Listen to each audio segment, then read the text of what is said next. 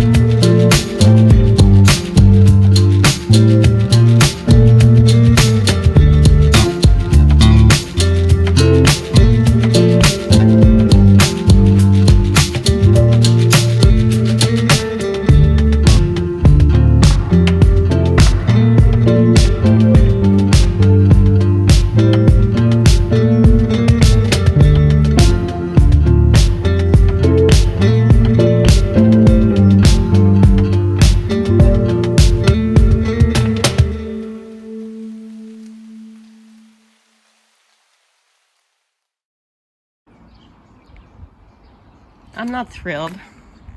Oh shoot, look what I just did. God, I'm an idiot.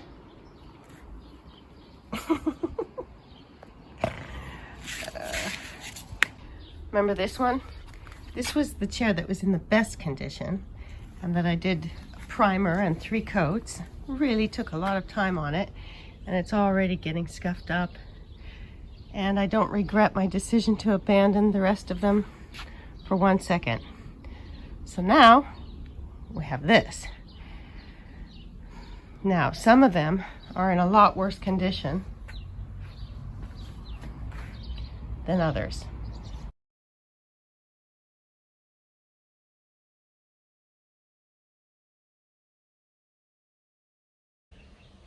Okay, here's the moment of truth. I've tried sandpaper, I've tried heat gun, I've tried paint remover, I've tried wire brush.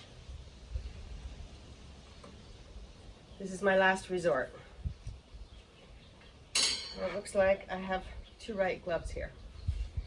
But I'm going to make that work because I just want to see if this is going to work before I get on with my day.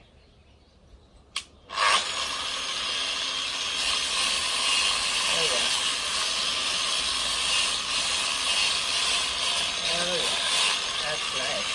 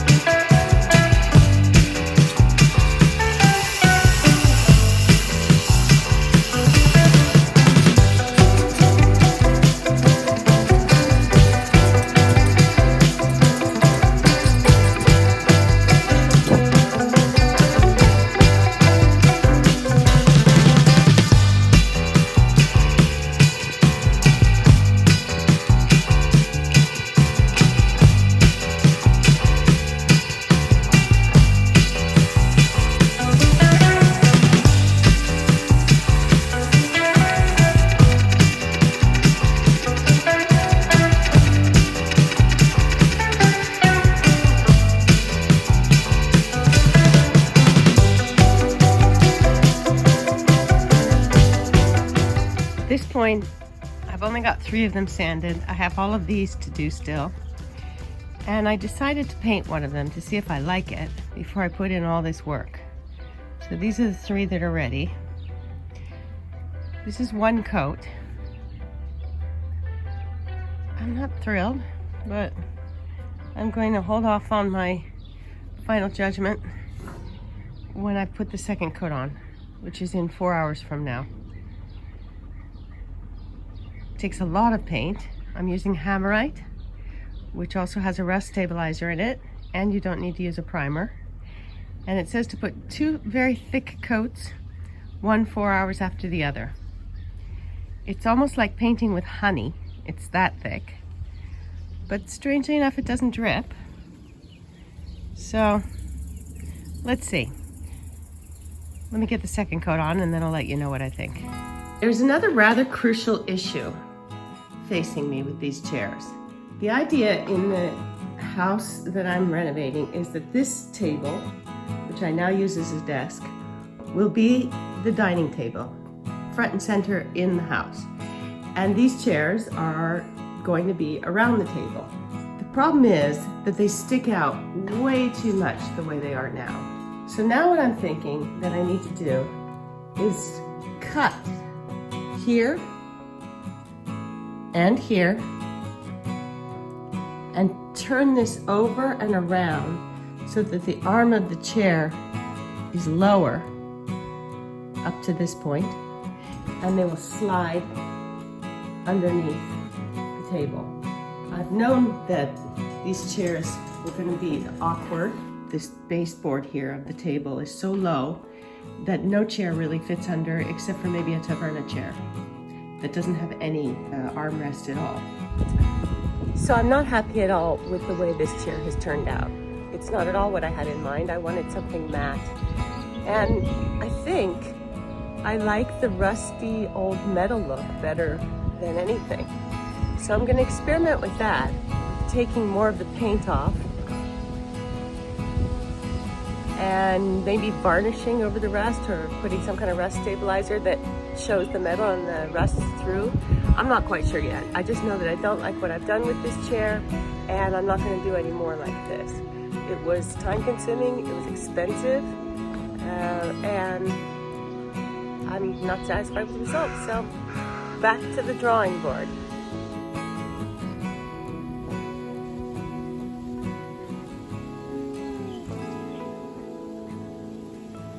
Aside from this very time-consuming chair project, I managed to process and mill about 150 kilos of flour just in time for the new product that's ready to go.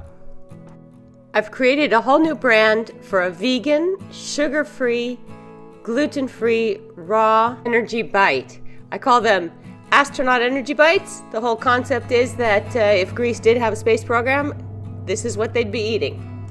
They're packed with energy, they're all natural. Of course, the main ingredient is acorn. So the next step is to send some to NASA and see what they think. I'm pretty sure they'll go for it.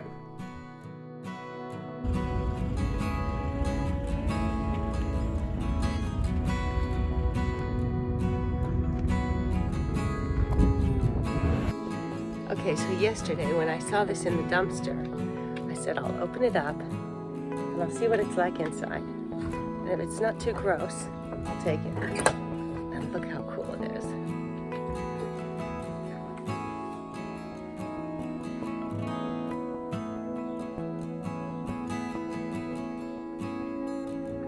And it's super heavy. It took so much strength to get it on top of my car.